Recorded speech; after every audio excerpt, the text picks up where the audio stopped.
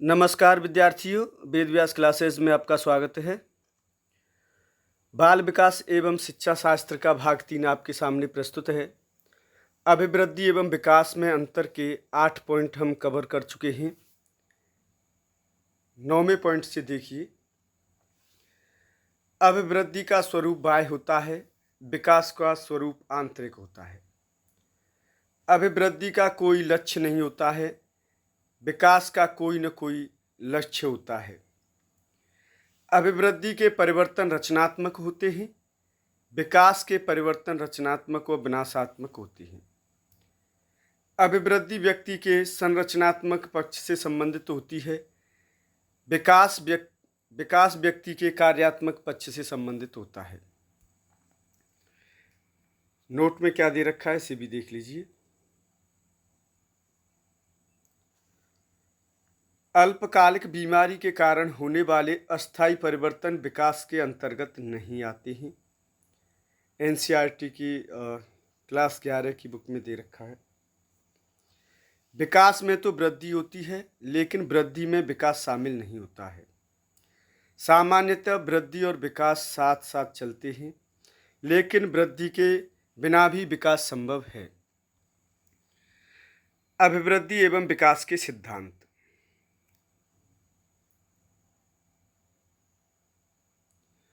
जब बालक विकास की एक अवस्था से दूसरी अवस्था में प्रवेश करता है, तब उसमें कुछ परिवर्तन होते हैं। ये परिवर्तन निश्चित सिद्धांतों के अनुसार होते हैं। विकास की दिशा का सिद्धांत। वृद्धि व विकास की अपनी ही दिशा होती है। इसके अनुसार बालक का विकास सिर से पैर की दिशा में होता है, अर्थात बालक की परिपक्वता गर्भाधान के बाद सिर से पैर की ओर होती है। इस प्रकार के विकास को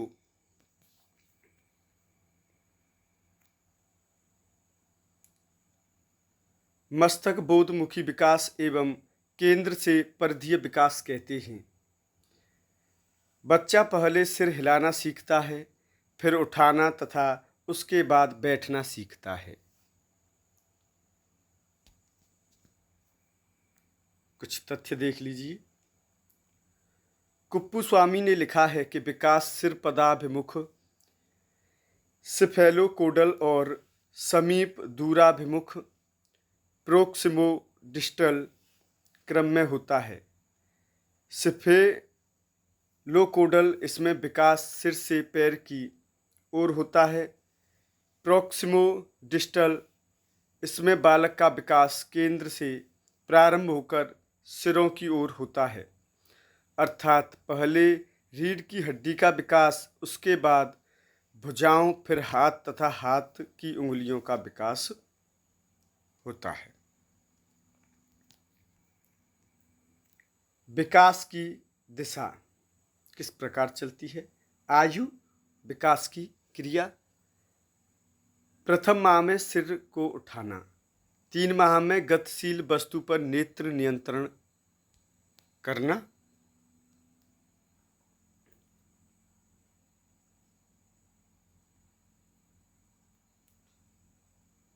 5वें माह में सहारा देने पर बैठना, 6वें और 7वें में बिना सहारे के बैठना, 7वें और 8वें में सहारे से खड़े होना, 9वें और 10वें में बिना सहारे खड़े होना, 1 वर्ष बिना सहारे चलना, 2 वर्ष में दौड़ना, टेढ़ी मेढ़ी लकीरें खींचना, 3 से 4 वर्ष में कूदना और ट्राईसाइकिल चलाना। ये बच्चे का जो 3 साल या 4 साल तक का जो दे रखा है विकास।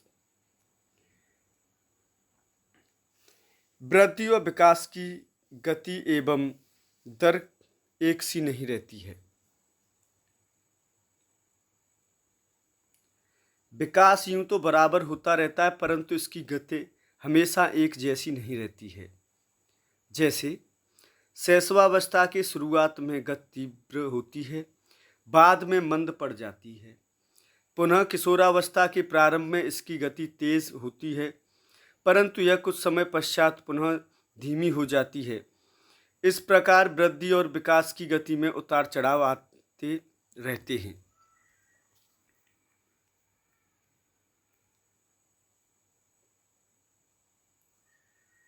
विकास क्रम का सिद्धांत।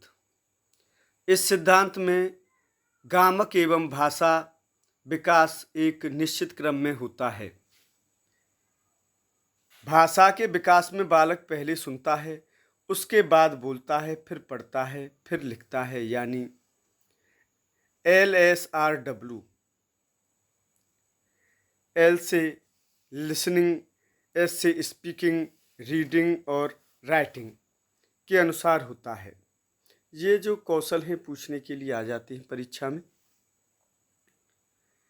के अनुसार होता है। ऐसे ही जब बालक गर्भ में होता है तब गर्भावस्था, शैशवावस्था, बाल्यावस्था और किशोरावस्था के क्रम में विकास होता है। इनका क्रम आप याद रख लेना। परस्पर संबंध का सिद्धांत। इस सिद्धांत के अनुसार बालक के विकास के सभी स्वरूप शारीरिक, मानसिक, सामाजिक, संवेगात्मक आदि एक दूसरे से परस्पर संबंधित होते हैं। गैरिसन और अन्य का कथन है, शरीर संबंधित दृष्टिकोण व्यक्ति के विभिन्न अंगों के विकास में सामंजस्य और परस्पर संबंध पर बल देती है।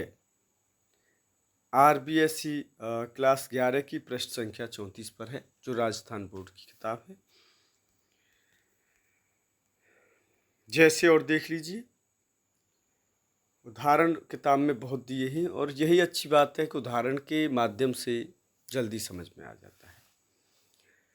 एक कहावत भी है कि जो शरीर से स्वस्थ होता है उसका मानसिक स्तर भी अच्छा होता है तथा वह सामाजिक कार्य करने में भी आगे रहता है। बिल्कुल सही है। निरंतर विकास का सिद्धांत। विकास क्रियाओं की निरंतरता का सिद्धांत केवल इस तथ्य पर बल देता है कि व्यक्ति में कोई आकस्मिक परिवर्तन नहीं होता, बल्कि विकास की प्रक्रिया अविराम गति से निरंतर चलती रहती है।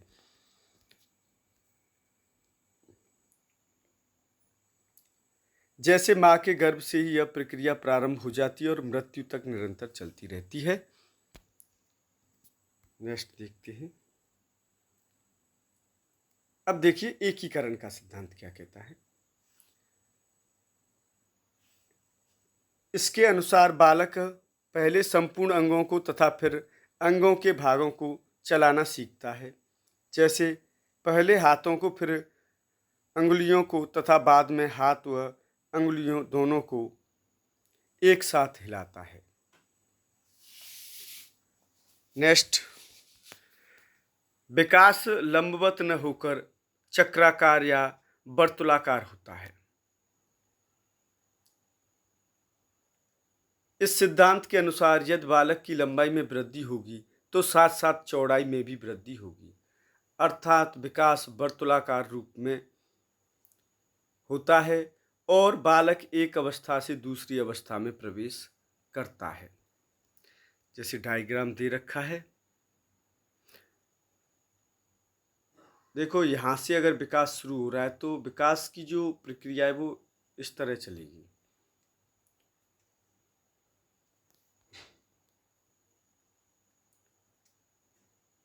तो आप देख लेना डायग्राम। कुल मिला के बात यही है कि विकास जो है लंबाई और चौड़ाई में भी अंतर आएगा। अगर लंबाई बढ़ेगी तो चौड़ाई में भी अंतर आएगा। पॉइंट नंबर 8, वंशानुक्रम व वातावरण की अंतःक्रिया का सिद्धांत। बालक की वृद्धि व विकास में इन दोनों का समान महत्व है, अर्थात बालक का विकास न केवल वंशानुक्रम और वातावरण के कारण वरन दोनों की अंतःक्रिया के कारण होता है। जैसे परिवार में छोटा बच्चा अपने से बड़ों को देखकर सुनकर वह अनुकरण नकल करते हुए सीखता है। व्यक्तिगत भिन्नता का सिद्धांत। एक ही आयु के दो बालक तथा बालिकाओं के शारीरिक, मानसिक, भाषा एवं संवेगात्मक विकास में भिन्नता होती है।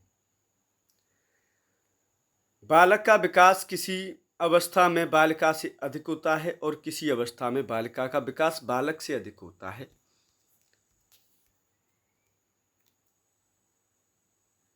जुड़वा भाई बहन, भाई भाई और बहन बहन भी शारीरिक, संवेगात्मक और सामाजिक भिन्नता रखते हैं, अतः उनका विकास भी एक जैसा नहीं होता है। समान प्रतिमान का सिद्धांत। इस सिद्धांत के अनुसार सभी प्राणियों का विकास, शारीरिक, मानसिक, भाषा एवं संवेगात्मक विकास समान रूप से होता है।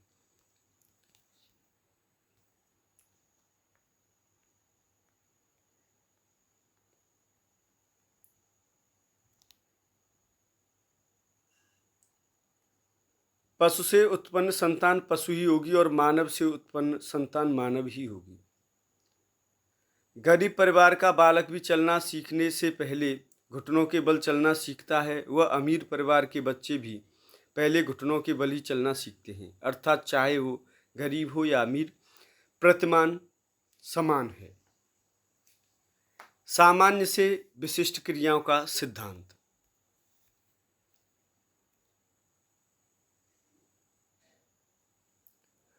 इसके अनुसार बालक पहले सामान्य क्रियाएं करता है और बाद में विशिष्ट क्रियाएं करता है। बालक सर्वप्रथम उत्तेजना का अनुभव करता है और बाद में संवेगों को प्रकट करता है। बालक का बचपन में रोने का तरीका अलग, थोड़ा बड़ा होने पर अलग, थोड़ा और बड़ा होने पर मन ही मन में रोया करता है। यह भाषा विकास में पहले सामान्य शब्द जैसे सभी पक्षियों को चिड़िया कहना और बाद में विशिष्ट शब्द विभिन्न पक्षियों के नाम लेना आरंभ कर देता है।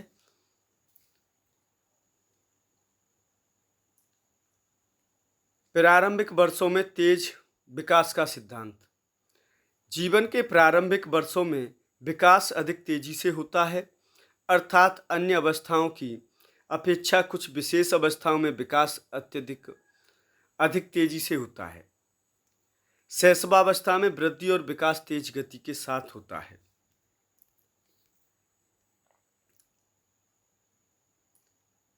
संचय और पुनरावृत्ति का सिद्धांत। विकास संचयी होता है और इसकी पुनरावृत्ति होती रहती है। संचय का अर्थ है जोड़ते जाना। जैसे शैशवावस्था का आत्म प्रेम स्वप्रेम किशोरावस्था में भी देखा जा सकता है। शैशवावस्था में भी बालक कल्पना जगत का विचरण करता है और पुनः जब वह किशोरावस्था में आता है तब भी उसको कल्पना जगत का विचरण करते हुए देखा जाता है। बालक का बोला गया पहला शब्द और रखा गया पहला कदम पूर्व के निरंतर विकास कार्यों की संचयी प्रगति है। विकास की भविष्यवाणी का सिद्धांत।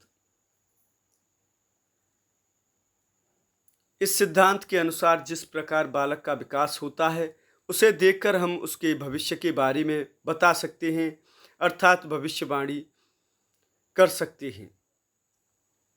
बालक के विकास को देखकर हम कह सकते हैं कि यह बच्चा बड़ा होकर क्या बनेगा या यह आगे भविष्य में कौन सा व्यवसाय चुनेगा।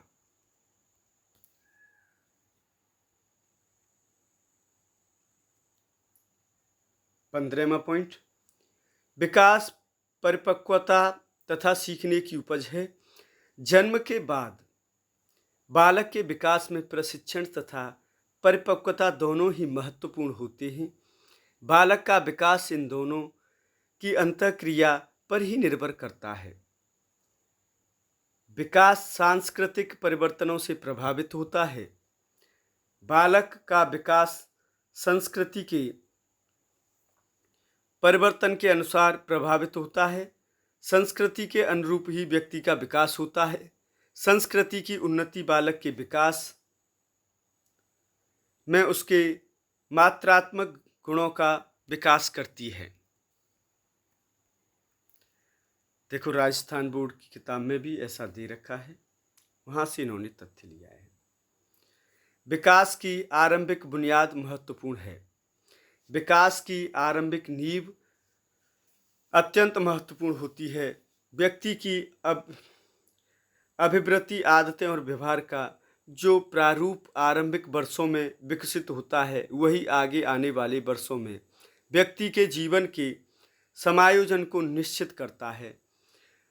क्लास 11 से पृष्ठ संख्या 35 पर देख सकते हैं आप। अब देखो यहाँ से विकास के विभिन्न आयाम अवस्थाएं। अवस्था से प्रश्न बनता है, रॉस के अनुसार है शैशवावस्था 1 से 3 वर्ष तक, पूर्व बाल्यावस्था 3 से 6 वर्ष तक, उत्तर बाल्यावस्था 6 से 12 वर्ष तक, किशोरावस्था 12 से 18 वर्ष तक। अब प्रश्न कैसे बन सकता है? प्रश्न इस प्रकार बनेगा कि रॉस के अनुसार बाल विकास की कितनी अवस्थाएं होती हैं? तो 4 होती हैं और उनके वर्ष भी आपको याद रखनी है। शैले के अनुसार क्या है, कितनी मानी है? तो इन्होंने 3 मानी है। देखो, शैशवावस्था 0 से 5 वर्ष तक, बाल्यावस्था 6 से 12 वर्ष तक, किशोरावस्था 13 से 18 वर्ष तक।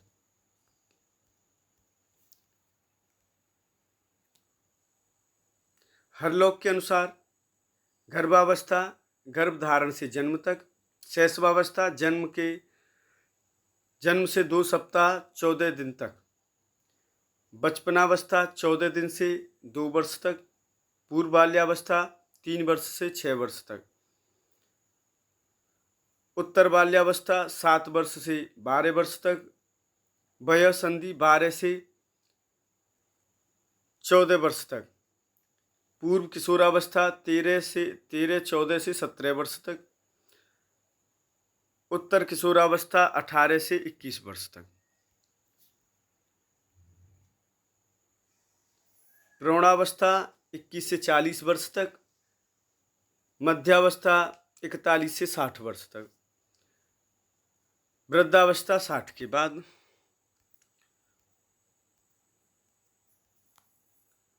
अब थोड़ा सा यहाँ देख लेते हैं, और कुछ अवस्थाएं दे रखी हैं। कोल के अनुसार गर्भावस्था गर्भधारण से जन्म तक, शैशवावस्था जन्म से 2 वर्ष तक, पूर्व बाल्यावस्था 2 वर्ष से 6 वर्ष तक, मध्य बाल्यावस्था बालक 6 से 12 वर्ष तक और बालिका 6 से 10 वर्ष तक इन्होंने अलग अलग मानी है। उत्तर बाल्यावस्था बालक की 12 से 14 और बालिका की 10 से 12, पूर्व किशोरावस्था बालक की 14 से 16 और बालिका की 12 से 14।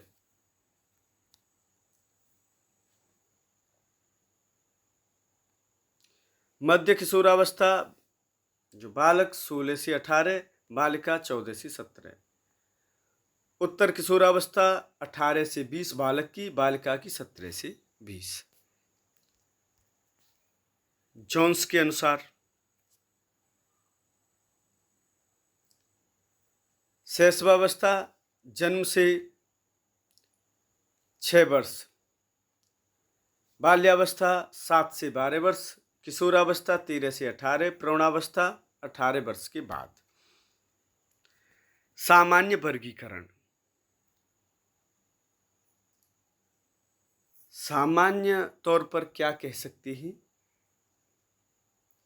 गर्भावस्था गर्भधारण से जन्म तक, शैशवावस्था 0 से 6 वर्ष तक, बाल्यावस्था 7 से 12 वर्ष तक, किशोरावस्था 13 से 18 वर्ष तक, प्रौढ़ावस्था 19 वर्ष के बाद।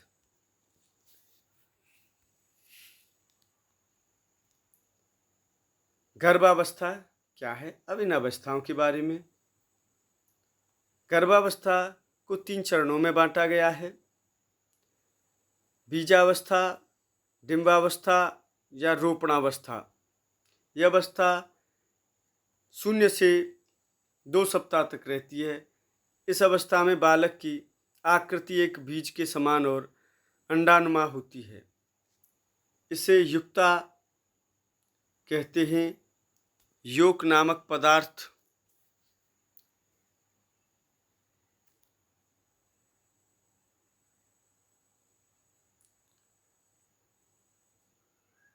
पदार्थ को बालक आहार के रूप में ग्रहण करता है। लगभग 15 दिन में योक एवं युक्ता समाप्त हो जाते हैं और वह गर्भाशय की दीवार से चिपक जाता है। तब माँ के शरीर से आहार ग्रहण करता है और बालक की भ्रूणावस्था प्रारंभ हो जाती है।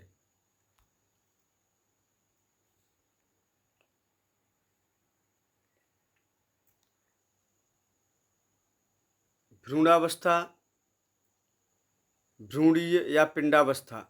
यह अवस्था 2 सप्ताह से लेकर दूसरे माह के अंत तक।